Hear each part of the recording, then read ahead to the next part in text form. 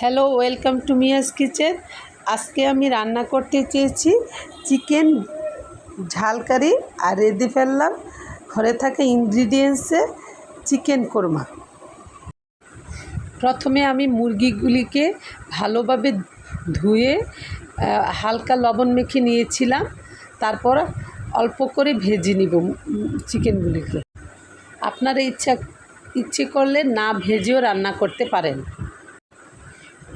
এটা যার যেমন ইচ্ছে। ভাজা হয়ে গেছে মুরগির মাংসগুলি। দেন কুচি করে রাখা পেঁয়াজগুলি আমি বাদামি করে ভেজে নিব। তারপর গরম মশলা দিয়ে দিয়েছি, বাদামি করে ভাজা হয়ে গেছে। এখন দিয়ে দিব আমি আদা রসুনের পেস্ট,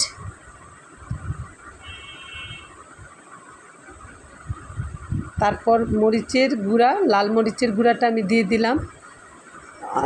আপনারা ইচ্ছে করলে কাঁচামরিচ দিয়ে রান্না করবেন। আমি সামান্য কালার আসার জন্য লাল মরিচটা দিয়ে দিয়েছি। ধনিয়ার গুঁড়া আর জিরার গুঁড়া, আর ফ্রিজে থাকা টক দই আমি দিয়ে দিলাম।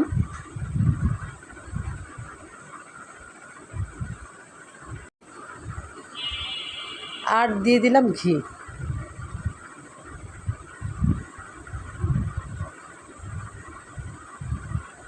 তারপর নেড়ে চেড়ে ভালো করে কষিয়ে নিয়েছি। মাংসগুলিকে আমি দিয়ে ভালোভাবে মশলাগুলিকে মাংসের সাথে মিশিয়ে নিব।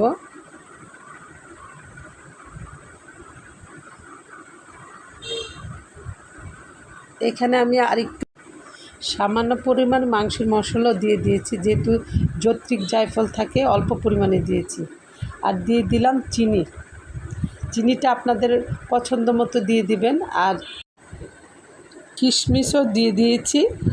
আর অনেকে মিষ্টি একটু বেশি খায়, আর অনেকে একটু ঝাল ঝাল খেতে পছন্দ করে। গাভীর দুধ দিয়ে দিলাম, সাথে পাউডার দুধ একটু মিশিয়ে দিলাম।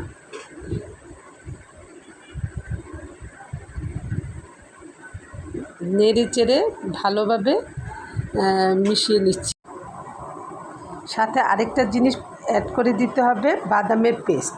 আমার ঘরে থাকা সত্ত্বেও আমি দিতে পারিনি, কারণ আমার প্রিপারেশন ছিল না, সেজন্য আর দেওয়া হয়নি। কাজু, পেস্তা, চীনাবাদাম যে কোনো বাদামই দিতে পারেন, একসাথে মিক্সড করে দিতে পারেন। মোটামুটি হয়ে এসছে। সবশেষে আমি কাঁচামরিচ, পেঁয়াজ বেরেস্তা আর ঘি দিয়ে নামিয়ে দেব। সবশেষে এইগুলি দিলে সুন্দর একটা ফ্লেভার হয়। এই তো হয়ে এসেছে আমার চিকেন কোরমা।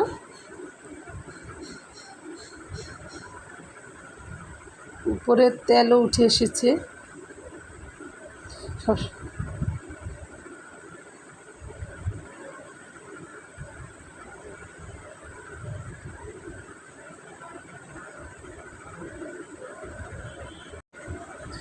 এই চিকেন কোরমাটা সাদা পোলাওর সাথে খেতে খুবই মজা লাগে। ভালো লাগলে সবাই রান্না করবেন। আল্লাহ হাফেজ।